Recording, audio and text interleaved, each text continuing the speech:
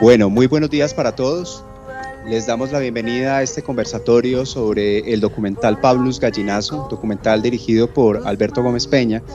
Es un trabajo muy interesante que vamos a tener la oportunidad de ver en salas de cine la próxima semana, y contamos con la presencia hoy de Linda Marín, que está en el equipo de producción, y de Alberto Gómez Peña, que es el director de la película. Pues les agradecemos mucho por estar acá, y también los invitamos a que inviten amigos que no estén en la sala, que quieran de pronto venir, que les parezca interesante este tipo de trabajos.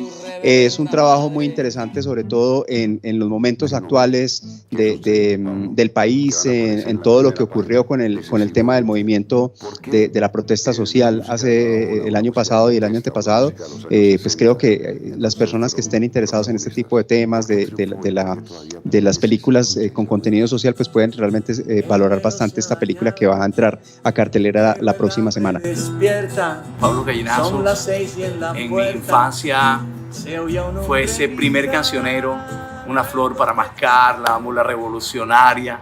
Estamos hoy para hablar de este documental, un documental que, como les dije, se va a estrenar en cartelera, un documental que además aborda no solamente un momento muy concreto de la historia de Colombia, que es ese momento de los años 60 y 70, de lo que se conoció como la canción social o la música protesta, sino también el momento actual. Digamos que, y quiero empezar por ahí, Alberto y Linda, es cómo conectar un personaje que no solamente fue vigente hace tanto tiempo, sino que además no volvió a sonar mucho en estos 50 años, porque pues él mismo decide de alguna manera alejarse un poco de la sociedad. ¿Cómo hacer para conectar este personaje que tiene tanta importancia y tanta recordación para la gente mayor? Porque digamos, mis padres, por ejemplo, son supremamente fans de Pablus Gallinazo, y tú lo viste que en las funciones la gente de 60, 70 años está muy emocionada con el proyecto. ¿Cómo hacer para que esta generación que no lo conoce, que nunca lo ha oído mentar, se pueda conectar con un personaje como Pablus Gallinazo? ¿Qué nos tiene para decir Pablus a nosotros? Bueno, pues en principio muchas gracias por estar aquí.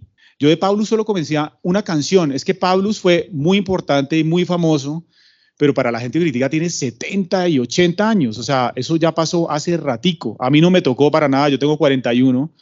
Y lo primero que pensé fue en empezar a conocer más acerca de este personaje que estuvo, digamos, en la línea en un momento de García Márquez. O sea, era amigo de García Márquez lo admiraba.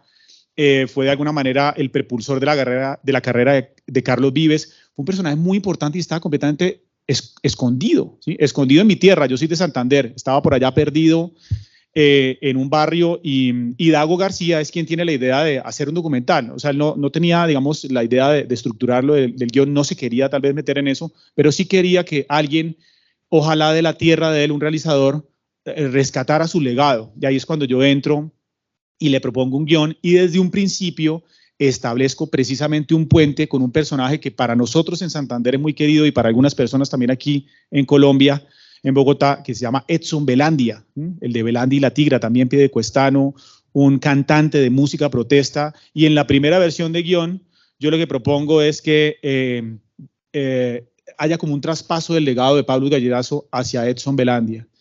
Y eso es una de las cosas que, digamos, se hicieron con la intención de que por lo menos mi generación, la que tiene 40, ¿sí? La que tiene 30 y pico, de 35 a 45, le llegue un poquito el legado de Pablus, y esperando que, digamos, con el tráiler y las piezas que estamos empezando a mover, también poco a poco esa emoción que nosotros ya empezamos a sentir pueda llegarles a ustedes. Porque de alguna manera es lo que hacen la mayoría de profesores acá con ustedes en las clases, es recuperar un poco de memoria, ¿sí?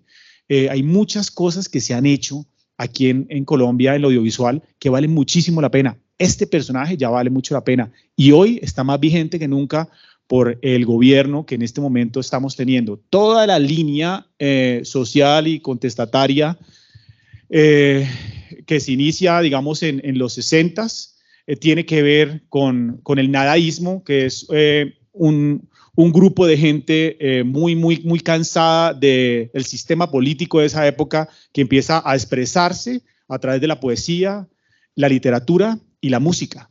Y dentro de la música está Pablus Gallinazo. Bueno, vamos a empezar desde el principio, ¿cierto? Digamos que hay algo importante para comentarles a todos, y es que efectivamente este proyecto tiene un antecedente muy importante, que es una película llamada Ríos de Ceniza, en la que además participamos nosotros tres, como profesores y como personas vinculadas a la universidad. Si ustedes no lo conocen, también es muy importante que conozcan este otro proyecto. Fue la primera película de Alberto como director, en donde Linda estuvo también en la producción, yo fui director de casting, varios profesores, Juan Carlos González, Carlos Martínez en su momento, también profesor de la facultad. Estuvimos vinculados al proyecto y luego ustedes se van hacia este proyecto del documental de Pablos Gallinazo. Entonces yo quería preguntarle a Linda, ¿cómo has vivido el proceso con este equipo? Que obviamente no es el mismo equipo del Ríos de Ceniza, pero hay una base también que se desplaza desde Ríos de Ceniza hasta Pablos Gallinazo, en donde además Alberto pues ha sido el líder del equipo, y siempre en todas las entrevistas Alberto hace mucho énfasis en el tema del trabajo en equipo, de la co-creación, de poder participar activamente. ¿Cómo viviste ese proceso como productora? Digamos que además en los últimos años te has ido fortaleciendo mucho, no solamente en la producción de campo, sino también en la distribución de contenidos, que de hecho estamos también trabajando en un proceso de nacionalización de un corto. Entonces, si nos cuentas, porque también en el ejercicio pedagógico me parece importante, cómo ha sido la producción y de pronto, ¿cuáles diferencias fundamentales existen entre la producción de un largo de ficción como Ríos de Ceniza y de un largo documental como Pablos Gallinazo? Hay un proceso que es muy interesante porque mi historia en Pablos comienza por Ríos y la historia de Ríos comienza desde las aulas, porque yo conozco a Alberto cuando yo era su estudiante, y hay un proceso también de formación muy interesante en donde yo empiezo a aprender, y sobre todo hay la financiación de Pablos también está conectada con el momento que yo vivo en la universidad, porque yo empiezo a aprender, yo empiezo a explorar como desde la producción las diferentes oportunidades que yo tengo en la universidad, y yo empiezo a trabajar en Ríos de Ceniza, porque digamos que es un grupo bastante unido que se empieza a formar desde la universidad, y con los recursos que apenas tenemos decidimos empezar a rodar. Yo ahí empiezo como asistente de producción, apoyando la labor de Laura Villegas, quien era la productora, y con el conocimiento que yo había adquirido por curiosidad en otros procesos, precisamente con otros profesores, con Iván Sierra, con Carlos Reyes y con Alberto. Digamos que esos son los tres docentes que me apoyan muchísimo en los proyectos que ellos estaban trabajando, me empiezan a involucrar y yo empiezo a aprender junto, pues es un aprendizaje en conjunto. Entonces, con Ríos de Ceniza, yo empiezo a hacer unas labores cada vez como con un poco más de peso. Yo por eso termino siendo también parte de la producción de Ríos, y todo empieza desde las aulas, todo empieza desde curiosidad y acercarme a los docentes y mostrar como un interés que digamos que tenía desde la producción.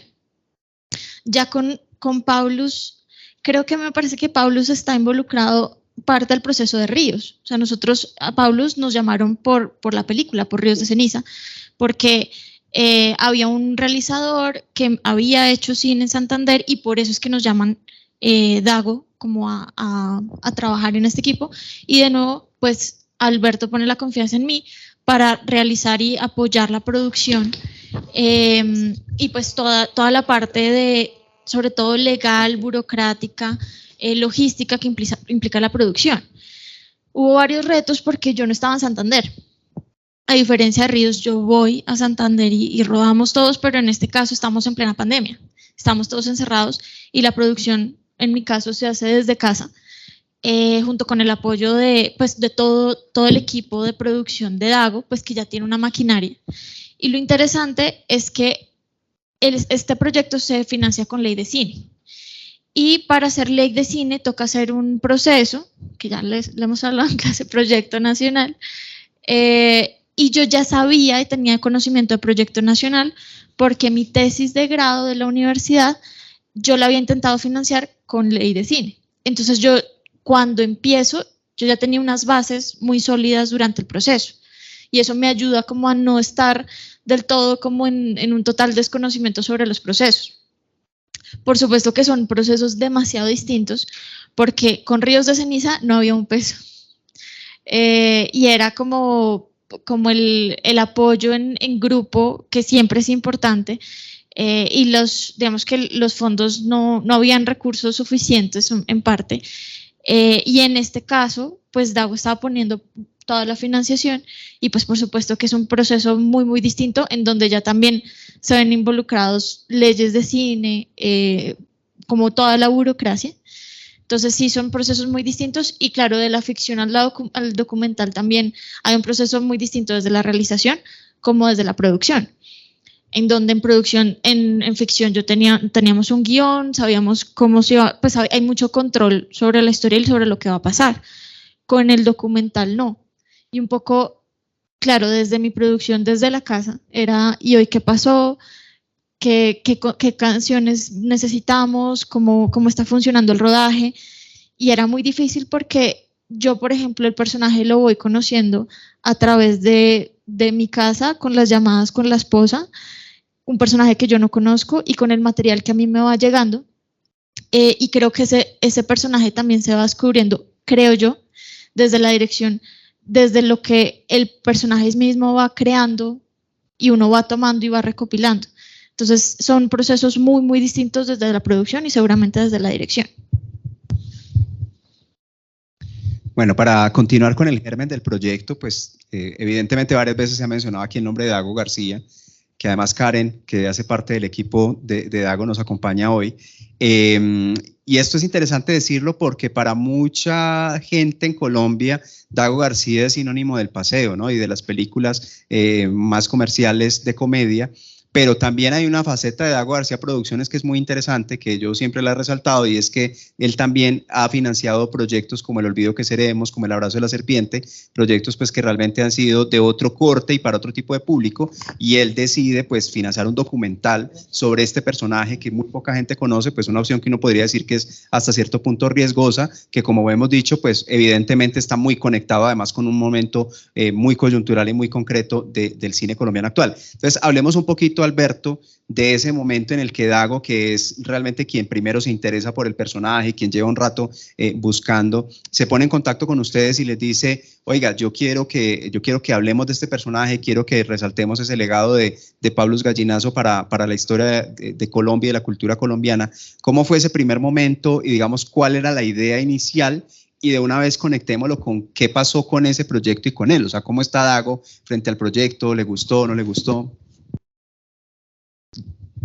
Yo creo que hay muchísima suerte, por eso lo que les comentaba a ustedes en un principio, uno nunca sabe cuándo van a ocurrir las cosas más maravillosas que le pueden pasar a uno en la carrera, ¿no?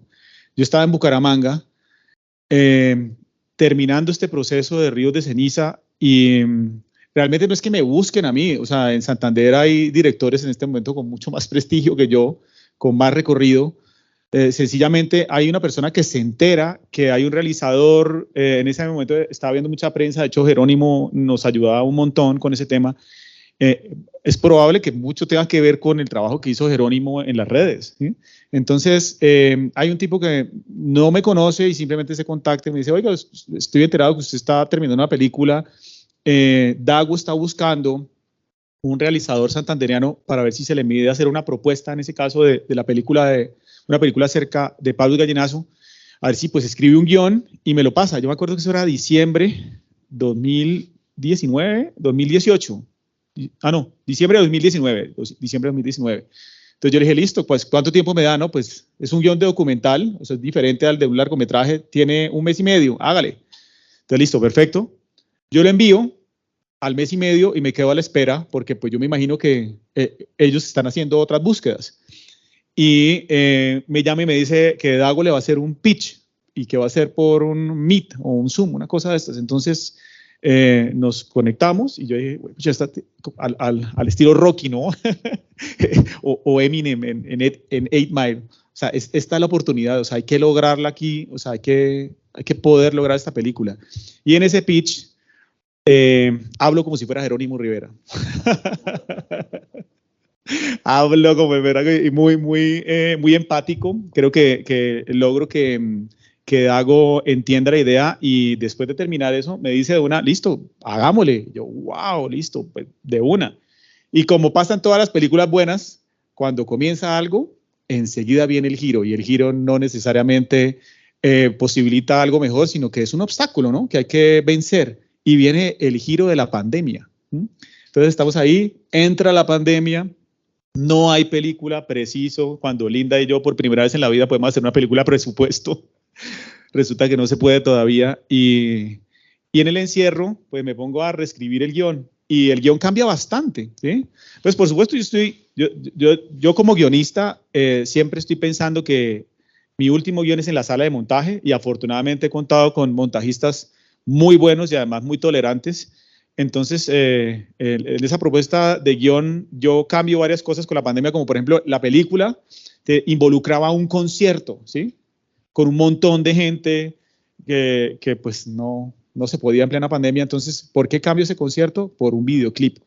Y el videoclip termina siendo una de las cosas que más ha gustado en el documental. Entonces, también como suele pasar cuando hay un obstáculo y uno lo sabe pasar bien, vienen cosas mejores. Y en este caso, esa es la historia, ¿no? Bueno, hablemos un poquito de ese personaje, porque evidentemente, si ustedes piensan en alguien que se llama Pavlus Gallinazo, o sea, ya es un nombre que uno dice, este tipo, ¿qué le pasa? O sea, ¿por qué tiene ese nombre? Evidentemente no es el nombre de pila. Él se llama, ¿cómo es? Gonzalo Navas.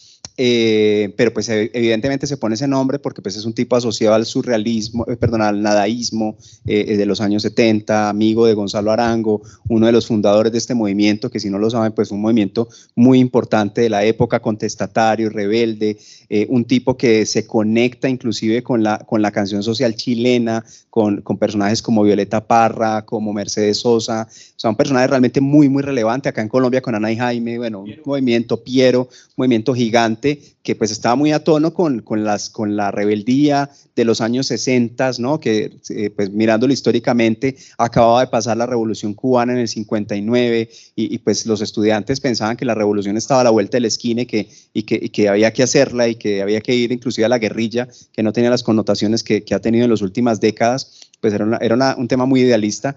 ¿Qué podemos decir de ese personaje de Pavlus Gallinazo como para motivar al público a que realmente conozca más qué tiene este personaje que sea tan interesante, aparte de lo que ya dije que me parece que es suficientemente interesante, pero él como persona, como alguien, como ser humano al que ustedes se acercaron en este periodo, que podamos nosotros resaltar? O sea, ¿qué tiene ese Pavlus? Que yo sé la respuesta porque ya vi la película, pero me parece importante que ustedes también nos cuenten un poquito por qué hay que ver esta película y por qué es interesante Pavlus Gallinazo.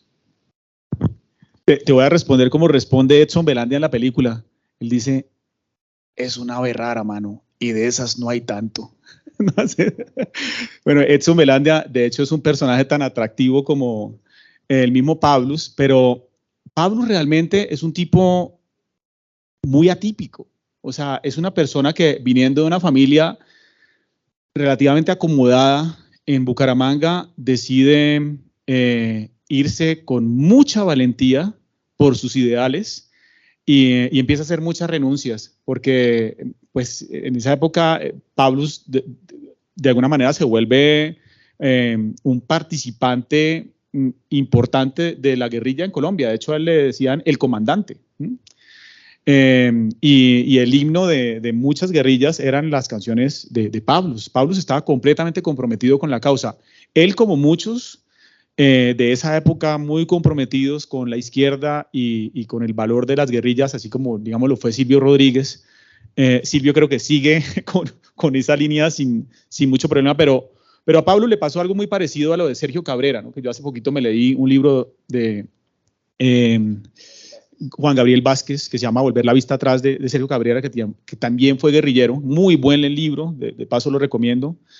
Y Sergio también, como Pavlus, fue un activista de la izquierda pensando en que las cosas podían solucionarse de esa manera, y poco a poco se va dando cuenta, y hoy en día pues hablar con Pavlus es hablar con una persona muy, muy cuerda en ese aspecto y como muy sensata de lo que pues, los jóvenes buscaban en esa época, ¿no? Y la manera como él se va dando cuenta que por ahí no es, ¿sí? Pero precisamente yo creo que siempre es admirable, eso lo tienen los héroes, esas personas que dan su vida por los demás, ¿no? Aquí que hay un experto del heroísmo. Y Pavlus dio su vida por los demás, ¿sí? entregado, y la sociedad santanderiana lo bloqueó. De hecho, yo creo que sigue estando bloqueado, ¿sí?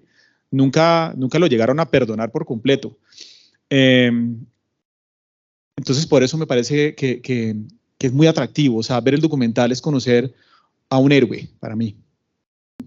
Yo creo que también Paulus y toda su historia llega a un momento clave, como ya lo había mencionado Alberto, para la sociedad, y es darle voz a la memoria, recordarnos todo este proceso de la utopía y de creer en lo imposible, que es en parte lo que yo aprendí con él, porque de nuevo yo lo conocí haciendo el documental.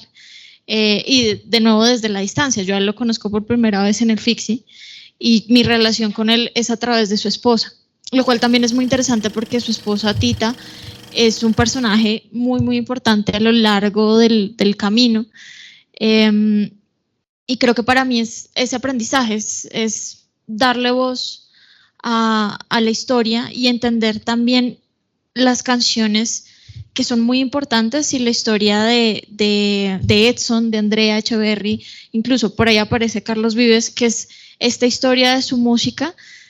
Seguramente sin ese gran referente nada de eso hubiese podido ocurrir, y sin esa voz que alienta como a ciertas creencias y cierta ideología, pues seguramente sin él no sé qué hubiera podido pasar. Y para mí darle voz a esa memoria es muy muy importante. Hay algo que me parece importante resaltar, y es el timing del documental, ¿no? O sea, el hecho de que es un documental que llega en un momento que me parece bastante oportuno, momento de bastante inconformismo, que inclusive se materializa al final en unas elecciones supremamente atípicas en Colombia, en donde por primera vez en 200 años de vida republicana llega la izquierda al poder. Y efectivamente el documental es capaz como de entrar en este momento tan preciso, que podríamos decir que se parecen algunas cosas a ese momento de los años 60. Y una de las cosas que yo hablando con Alberto le decía que me parece interesante del trabajo es cómo conectar esa canción social de la época con la canción social actual.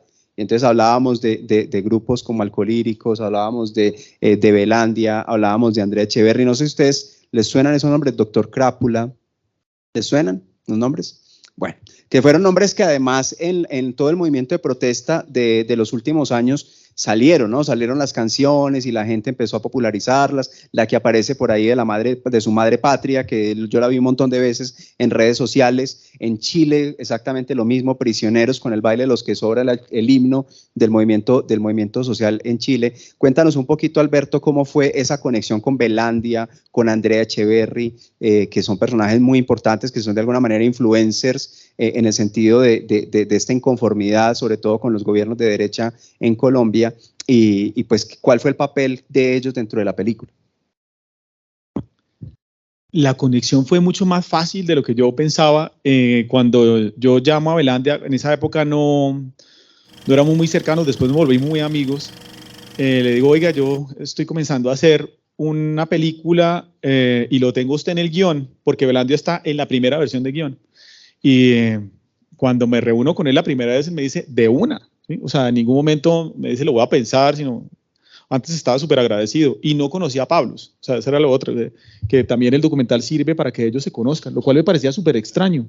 Por supuesto, Belandia había oído a Pablus desde muy joven. Belandia comienza siendo profesor de escuela de música, y él, por ejemplo, le enseñaba a los niños Pablus Gallinazo, ¿sí? O sea, Belandia es un contestatario de siempre, ¿no? Un tipo muy, muy interesante. O sea, Belandia, cuando ustedes ven el documental, ustedes sienten que se merece una película para él solo. O sea, la aguanta completamente. Y a través de Belandia, yo le digo, oiga, yo sé que Andrea Echeverry menciona en una de sus canciones a Pablus, yo quisiera llegar a Andrea. Entonces Belandia es el que me contacta con Andrea, y con Andrea también lo mismo. Andrea fue muy, muy fácil la conexión, con mucha disposición, y yo con Andrea ya tenía también, no sé, como una emoción muy grande, porque yo soy la generación de MTV, como muchos profesores acá. O sea, MTV Latino fue importantísimo. O sea, para mí conocer a Andrea Echeverry y trabajar con Andrea Echeverry, o sea, un sueño, ¿sí? O sea, yo no podía creer que yo le estaba hablando a a esta cantante que veía de niño y que había cantado con Cerati, por ejemplo. O sea era muy emocionante para mí, fue muy emocionante todo el tiempo. Y Andrea, pues les voy a contar una anécdota como para que vean. Bueno, yo no sé si ustedes todos dimensionan lo que ha sido Andrea Echeverry para el rock en Colombia, ¿sí? O sea, tal vez es como una de las más representativas, tal vez la más importante. Sí, la única que salió en el documental de Rompan Todo, ¿sí? Entonces, por ejemplo, estábamos grabando con Andrea, ya era como la segunda vez que nos veíamos, porque yo vine a Bogotá 2 veces a grabar el documental, y en una de esas yo le dije, bueno, listo, ¿cuál es el plan? Bueno, aquí hago una acotación que me parece chévere, así como mensaje de profe también, porque yo soy por encima profe que realizador. Antes de hacer ese videoclip con Andrea, que es muy bonito, yo ya había venido previamente a Bogotá, yo estaba viendo como los rushes ahí en la edición, y yo no estaba contento, yo estaba como, pucha, no es, ¿sí? Y normalmente en audiovisual nunca sale lo que uno quiere, ¿no? Pero yo decía, no puede ser, o sea, necesito intentar que esto salga mejor. Y ya estaba como resignado, porque me daba pena decirle a Dago que necesitaba volver a Bogotá, pues es más presupuesto. Y mi esposa, que siempre es bueno tener un buen aliado, ahí al lado me dice, no, pues llame y dígale que usted necesita volver porque el videoclip es muy importante en la película y que pues usted se compromete que va a salir bien. Y yo, no, eso lo audiovisual es muy difícil comprometerse, pero llamé a Dago y le dije, y Dago me dijo, listo, vaya, nuevamente. Entonces yo fui, y eso termina siendo algo muy, muy especial en la película. O sea, en Cartagena cuando se presentó esa parte fue muy, muy emotiva. Y eso de alguna manera es gracias a tener una persona al lado que crea en uno y que lo empuje. O sea, este mensaje como para ustedes. Y también o sea, si uno tiene una oportunidad y uno siente que las cosas no van bien, pues hay que quitarse la vergüenza, ¿no? Porque uno muchas veces deja de hacer y deja de intentar las cosas por vergüenza, lo cual me parece ridículo, ¿no? Entonces, bueno, volvemos a Bogotá, volvemos con, de todas formas, muy poco presupuesto, y yo le digo a Andrea, vamos a rodar únicamente con, usted está escuchando Una flor para mascar, ya habíamos hablado que ella está volviendo a interpretarla, o está dando su interpretación de la canción, y éramos solamente mi camarógrafo y yo.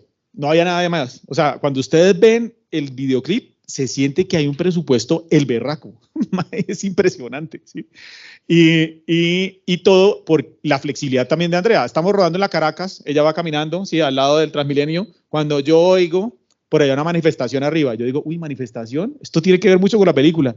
Le digo al camarógrafo, mano, corra así 4 cuadras allá, a ver si está la manifestación y le alcanzamos a llegar. El man corre y me dice, sí, Alberto. Entonces yo le dije, Andrea, ¿será que podemos pegarnos a la manifestación? Tú vas cantando y nosotros ponemos la cámara de una, córrale. Y Andrea era corriendo con nosotros. O sea, Andrea ganadora de Grammys, o sea, latinos y anglos, corriendo con nosotros desde la Caracas hasta la Séptima para ver si nos ayudaba a coger la toma. No, eso me pareció precioso. O sea, eso lo hace a ella todavía más grande, ¿no? Que sea como de esa humanidad, ¿no? Esa es la anécdota. Bueno, hay varios momentos en la película que son muy importantes para los que no la han visto, y uno de ellos es todo el proceso de registro de esta actualización de la canción tal vez más emblemática de Pablos, que es Una flor para mascar, que se alcanza a ver un poquito ahí en el tráiler.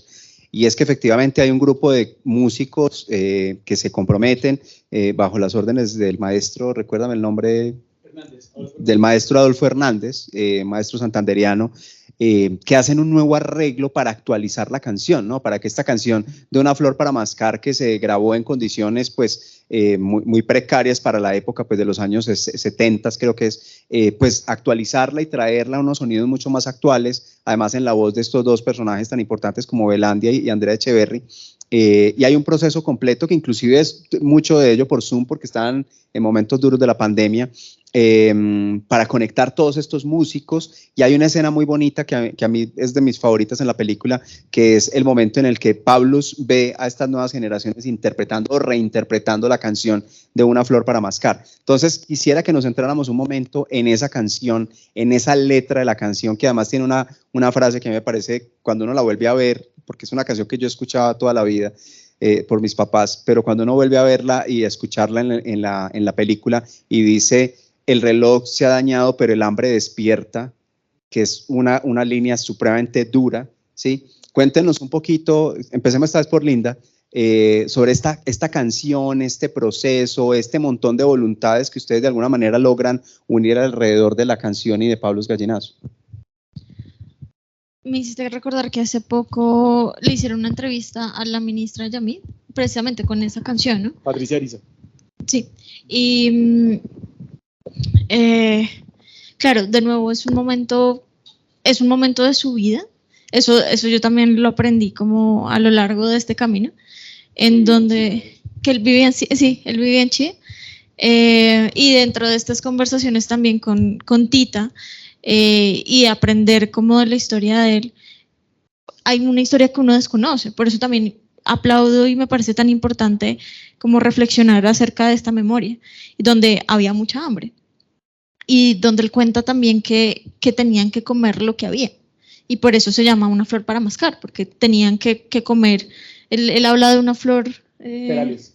Sí, y es el hambre que tienen que aguantar y que todavía tristemente sigue. O sea, es como la historia que se repite, y por eso es que de nuevo Edson y Andrea y otros grandes precursores de estos movimientos siguen ahí repitiendo esta historia, y esta historia que él se atreve a contar, y que de nuevo es uno de los pioneros. Entonces creo que para mí escucharla, yo no la conocía, esta canción tan bonita, y que me causó tantos dolores de cabeza desde la producción, que ya eso es otra historia. Para mí era entender un poco más de la historia de Colombia y entender cuáles eran las raíces de lo que se está viviendo hoy en día.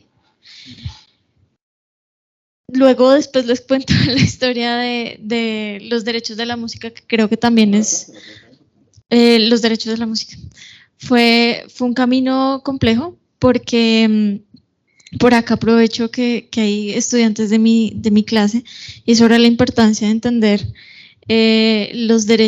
nuestros derechos sobre cualquier obra audiovisual.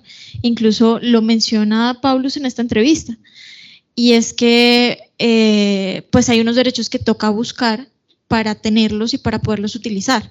Uno ve el videoclip, es muy bonito, es muy interesante, pero utilizar esa canción cuesta, y cuesta mucho dinero, pues porque hay una modificación sobre la obra y hay unos nuevos intérpretes. Y dentro del proceso, yo recuerdo mucho de estar muy encima del director diciéndole: ¿cuántas canciones necesitas? Necesito que me digas cómo va a ser la cosa, quién es el intérprete. Y el documental se reescribe por sí solo dentro del montaje. Entonces es hasta ese momento cuando ya tengo el listado de canciones y empezamos junto con el equipo de DAGUA a buscar quiénes son los dueños de las canciones. Lamentablemente, y esto que quede como aprendizaje, a veces los autores desconocen de los derechos, y en este caso Pavlos creía que tenía el derecho de sus obras y no las tenía.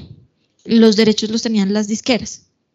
Entonces pagamos bastante dinero, y lamentablemente de ese dinero no le queda a Pavlos nada.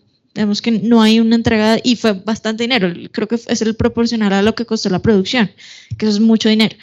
Y lamentablemente, y él lo cuenta dentro de la entrevista, pues que de hecho esa frase implica el momento de hoy en día, cuando él, después de tanto trabajar y lamentablemente no le queda dinero del uso de sus propias obras, y que él a sus 80 años, 70 y tantos, se da cuenta que su canción, su música ni siquiera es de él, y que otros se están lucrando desde hace muchos años de su música.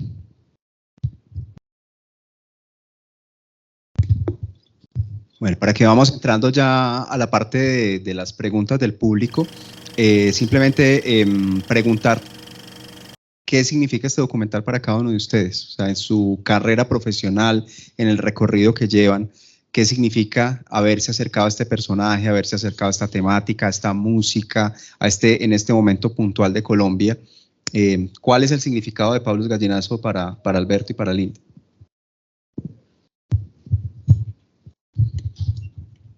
Pues para mí es un honor y tengo mucha gratitud por todo el equipo, por Alberto también, por hacerme parte de este proyecto. Yo siempre, es que claro, significa muchas cosas desde la parte laboral como profesional, porque es un documental que es financiado por DAO y yo siempre había querido trabajar como durante y pues con este, digamos, con este gran personaje también es como entender sus dinámicas y entender cómo funcionaba como tal el negocio.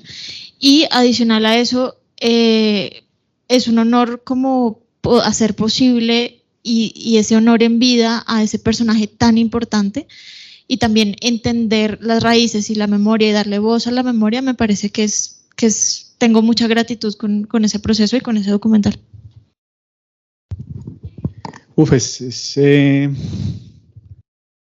Es difícil, ¿no? Como resumirlo porque hay demasiada emoción, ¿no? El significado de esta segunda película, indudablemente, como mencionábamos aquí, los dos está ligada a una primera, o sea, yo las veo conectadas y como la tercera también va a estar, o sea, todo está conectado, ¿no? En lo laboral.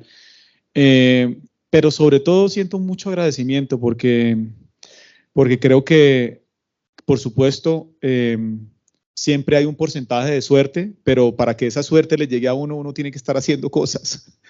La suerte no le llega a la gente que no está haciendo nada, ¿sí? O por lo menos en lo laboral. Este documental se presenta en el Festival Internacional de Cine de Cartagena, que ustedes tal vez lo saben, es el festival más antiguo de América Latina, uno de los más importantes todavía de América Latina.